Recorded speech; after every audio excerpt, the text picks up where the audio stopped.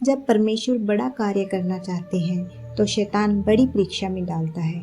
जब कोई व्यक्ति परमेश्वर के राज्य के लिए एक बड़ा उपकरण बनने वाला होता है, जब उसका जीवन किसी बड़ी आत्मिक लड़ाई में इस्तेमाल होने वाला होता है, तब शैतान उसे नहीं छोड़ता है। शैतान जानता है कि यह व्यक्ति बहुत से लोगों को उद्धार की ओर ले जा सकता है और इसलिए वह उसे रोकने की हर कोशिश करता है।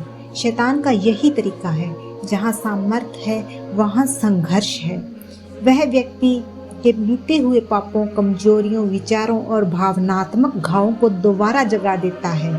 वह कहता है, यह तेरा सेवक अभी खड़ा है, पर इसे वही पुराना पाप इसके सामने लाकर खड़ा कर दो जिसे इसने पहले कभी किया था, और देखो क्या यह खड़ा रह पाता है। यह बिल्कुल आयूब की कहानी जैसा है। शैतान ने परमेश्वर से कहा, क्या ये आयूब व्यर्थ ही तेरा भय मानता है? शैतान ने चुनौती दी, उसे कठिनाई में डाला, उसकी संपत्ति छीन ली, उसके शरीर पर फोड़े और घाव कर दिए और फिर देखा क्या वह तेरा नाम छोड़ता है। लेकिन परमेश्वर ने अनुमति दी, पर सीमा भी बांध दी, क्योंकि परमेश्वर जानता था कि आयूब का विश्वास सच्चा है। इसी तरह जब हम किसी बड़े कार्य के लिए चुने जाते हैं, तब हमारी परीक्षा भी बड़ी होती है। शैतान कहता है, तू इसे आशीष देना चाहता है, पहले इसे गिराकर देख ले। अगर यह खड़ा रहे तो इसे दे देना, वरना यह मेरा है। लेकिन परमेश्वर क्या करता है? वह हमें जैसे तैसे नहीं बल्कि सिद्ध करके उपयोग करता है। वह परीक्षा की अनुमति देता है ताकि हम खरे निकलें, ताकि तुम्हारा परखा हुआ विश्वास यीशु मसीह के प्रकट होने पर स्तुति, महिमा और आदर का कारण बने।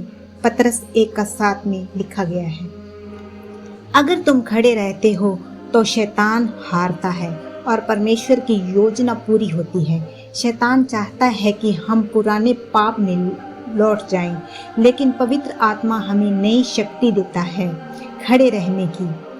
तभी तो लिखा है, परमेश्वर सच्चा है, वह तुम्हें तुम्हारी सामर्थ्य से अधिक परीक्षा में नहीं पड़ने देगा। 1 कुरिन्थियों 10:13 में। निष्कर्ष यह निकलता है कि यह लड़ाई व्यर्थ नहीं है। अगर आप पर लगातार आत्मिक हमले हो रहे हैं, इसका मतलब यह है कि आप शैतान की नज़र में खतरा हैं।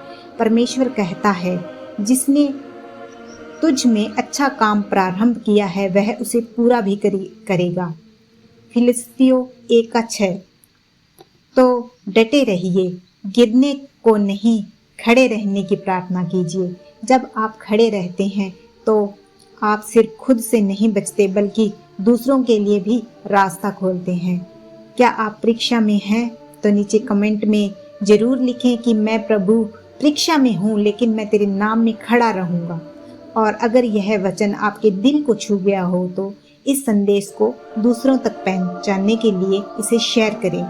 इस चैनल को सब्सक्राइब करें और बेल आइकन को ऑन करें ताकि हमारी अगली आने वाली वीडियो का नोटिफिकेशन आपको प्राप्त हो सके। धन्यवाद।